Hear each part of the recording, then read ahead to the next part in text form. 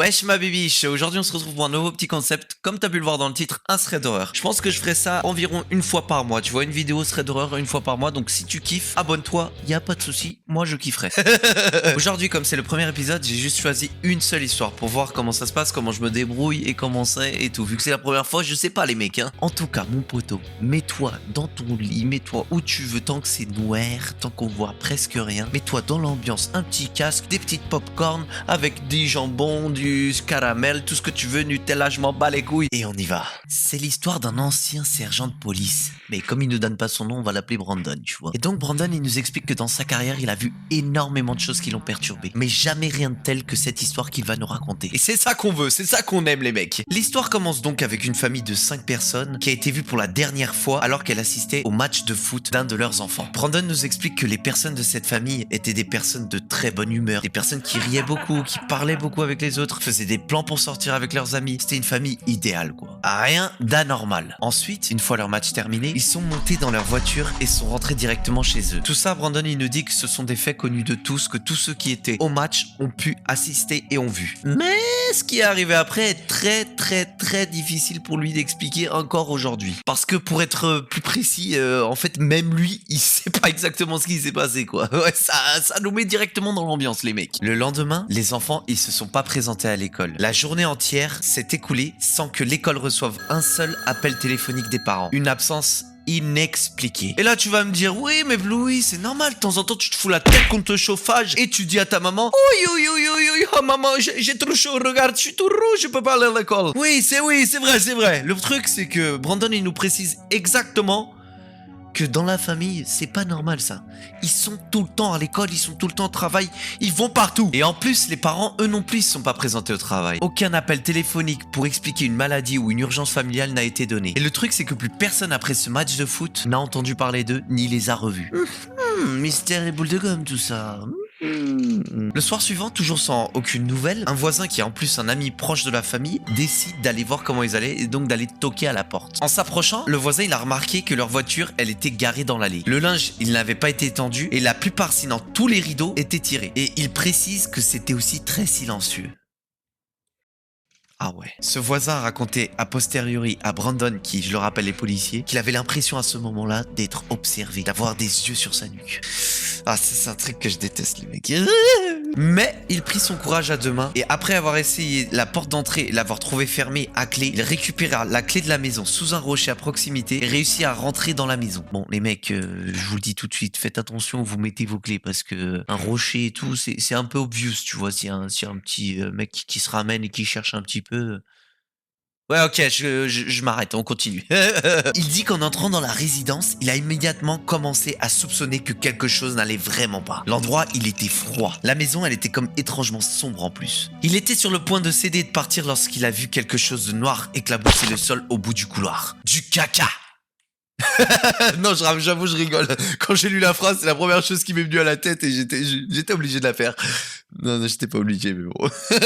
En tout cas, désormais très inquiet, le voisin étant tout de même curieux, il décida donc de s'approcher pour voir ce que c'était. En s'approchant, une forte odeur de cuivre lui a envahi les poumons. Il a accéléré le pas, craignant le pire, et s'est retrouvé donc dans l'entrée de la salle à manger. Et là, il a vu la famille qui était assise. En gros, Brandon, il nous explique que c'est à ce moment-là qu'il intervient dans l'histoire, car le voisin, en voyant la famille assise, il appelle la police. Vous allez me dire, ouais, c'est bizarre. Quand tu vois une famille assise, t'appelles pas la police. Mais on y arrive, les mecs. Le voisin, il était inconsolable pendant plusieurs heures. Brandon, il a essayé de lui parler, mais le mec, il réagissait presque plus. Il voulait même pas le regarder dans les yeux. Et pendant que les officiers s'occupaient du voisin, Brandon et un autre officier sont enfin rentrés dans la maison. Un long couloir et enfin cette odeur de cuivre qui lui venait dans le nez. Là, Brandon, il a su tout de suite qu'il verrait un truc qu'il n'oublierait plus jamais. Parce que je sais pas si vous savez, mais normalement, l'odeur du cuivre, c'est un peu l'odeur du sang aussi, quoi. Il est entré dans la salle à manger et là, mon gars, une véritable scène d'horreur. La famille, tous les 5 assis autour de la table. Leur cadavre, il avait été maintenu en place dans leur siège. La nourriture était froide comme de la pierre, disposée, prête à manger. Mais personne n'avait rien mangé. En gros, c'est comme si ça avait été préparé pour avoir cette apparence, comme dans un spectacle de marionnettes et tout. En plus, ce qui a le plus surpris Brandon, c'est que chaque membre de la famille était tourné vers la porte. Comme si le tueur, il voulait que la personne qui rentre tombe nez à nez face à la famille. Le truc, c'est que Brandon, il comprend pas comment le tueur, il a su qu'ils allaient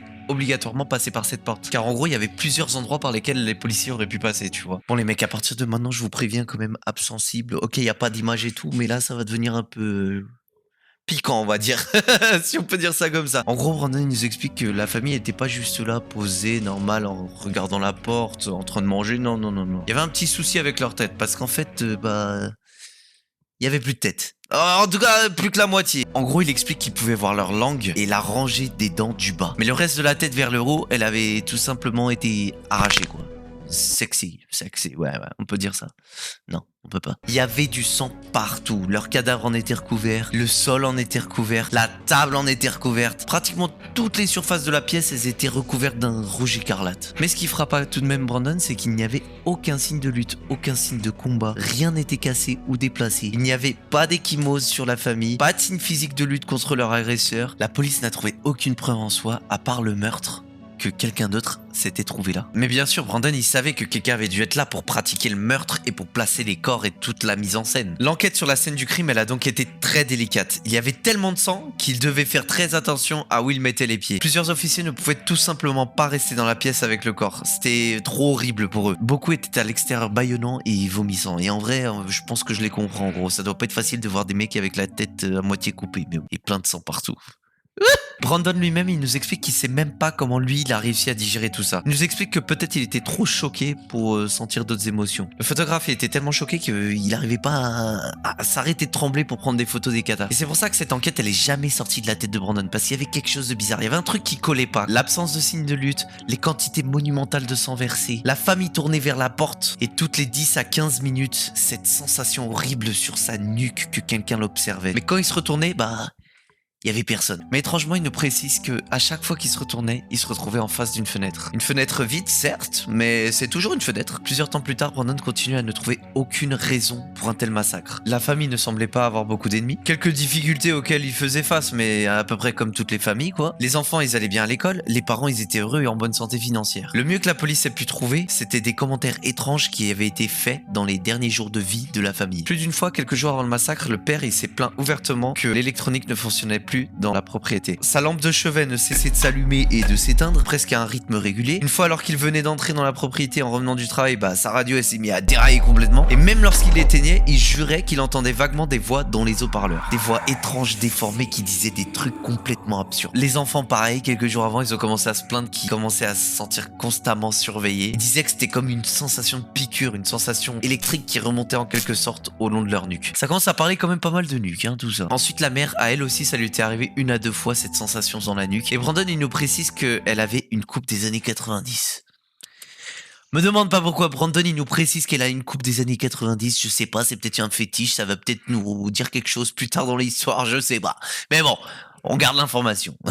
Dans tous les cas, ce qui a le plus attiré son attention, c'est que la famille a raconté qu'il trouvait toujours la porte d'entrée ouverte. Il s'assurait qu'elle était fermée et verrouillée, et un quart d'heure plus tard, elle était à nouveau grande ouverte. Personne ne savait quoi en penser, sinon que quelqu'un dans la famille faisait une sorte de farce. Et la mère, elle se faisait un devoir de vérifier la maison à la recherche d'un truc, mais il y avait jamais personne d'autre que la famille. Puis finalement, les objets, ils ont commencé eux aussi à être égarés. Les enfants, ils arrivaient toujours à l'école sans certains de leurs livres, et plus d'une fois, le père, il se trouvait sans ses lunettes, sans lesquelles, il était aveugle, comme une chauve-souris. Il finissait toujours par les trouver, mais il était très irrité à chaque fois parce que ça arrivait constamment ces derniers jours. Et sur ce point, Brandon, il nous dit que le fait que ça arrive si souvent ces derniers jours, ça l'a quand même beaucoup intrigué. Passé quelques temps, le rapport d'autopsie officiel est sorti. Mais à Brandon, ça a fait que lui soulever encore plus de questions. Des questions à laquelle il a jamais eu de réponse, à sa grande déception. Ils ont découvert que les corps, ils étaient complètement vidés de leur sang. Pas une seule goutte dans aucune de leurs veines. Ce qui, pour Brandon, n'avait tout simplement aucun sens. Car il nous dit que le cerveau, c'est ce qui dit à ton cœur de pomper le sang. Le truc, c'est que si t'as plus le cerveau comme eux qui ont plus de tête, en théorie, t'es censé encore avoir du sang dans tes veines, quoi. Parce que le cœur a peu le temps de pomper tout le sang de tes veines. Le verdict officiel a été mort par exsanguination. Oui, c'est un mot que moi non plus je connaissais pas, mais bon, si Brandon il le dit, écoute. Depuis lors, aucune nouvelle révélation n'a été faite. Personne n'a été suspecté. Les têtes, ils les ont pas retrouvées. Aucune disparue, mon gars. Et le truc le plus glauque, c'est que dans ses rêves, il voit la famille vivante, mais sans la tête, et qui essaie de manger la nourriture qui était dans l'assiette. Le truc, c'est qu'à chaque fois, ils y arrivent pas parce qu'il y a plus la bouche. Et aussi, t'as le sang qui gicle partout et qui se met sur la nourriture. Sexy. Ouais. C'est pas mal, ça donne un petit goût de mercure, cuivre, hein, comme il disait au tout début.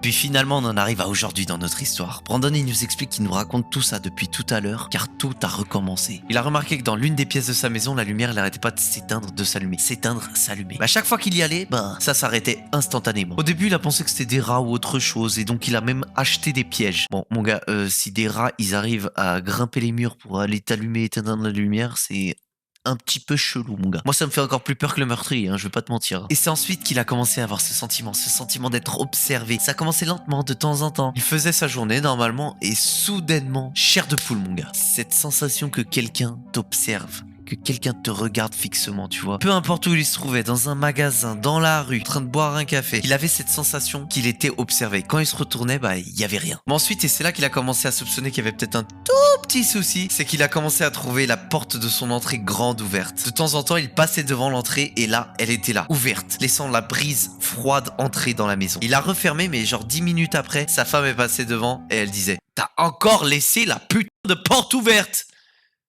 Quel animal, quoi. Ouais, moi je la comprends. Ensuite, il a eu aussi l'égarement des objets. Ça vous rappelle rien, là, les petites lunettes du papa? La télécommande de la télévision, une tasse de café, un livre qu'il lisait de temps en temps, la brosse à cheveux de sa femme, et même une putain de bouteille de shampoing. Mec, mais c'est qui le tueur qui te vole des bouteilles de shampoing? Qu'est-ce qu'il va en faire, le mec? Eldel Shoulders, là. Et pourtant, à chaque fois, il retrouvait les objets, mais à un autre endroit. Et aucun d'eux ne voulait admettre que c'était un ou l'autre qui avait déplacé l'objet. Ça commence à être bizarre, hein, cette histoire. Bon, ça l'a été déjà dès le début avec les têtes coupées, mais bon. C'est à partir de ce moment-là qu'il a quand même commencé à remarquer des petites similitudes avec la famille, là, qui avait été décapitée. Et quand il a raconté ses soupçons à sa femme, tu sais ce qu'elle a dit? Oh mais non, t'es juste énervé. Mais oui, mais bien sûr, c'est l'énervement qui te fait dire des choses pareilles. Les femmes. Et puis enfin, il nous raconte le dernier événement chelou qui lui est arrivé. Il avait besoin d'un verre d'eau, tout comme sa femme, alors il est descendu à la cuisine pour aller leur chercher un verre. Il est entré dans sa cuisine en cherchant à l'aveuglette dans l'obscurité l'interrupteur de la lumière. Et quand il a enfin réussi à allumer la lumière, il s'est retourné, verre à la main, et le mec il a failli tomber. Son cœur ça faisait ta ta ta ta ta ta, un vrai marteau piqueur le truc. En face de lui, de l'autre côté de la pièce, il y avait une grande fenêtre qui se trouve au-dessus de son évier de la cuisine. Et là, le fixant exactement où il était, c'est-à-dire devant la porte, comme s'il savait où il allait se trouver, il y avait les fameuses 5 têtes, mon gars.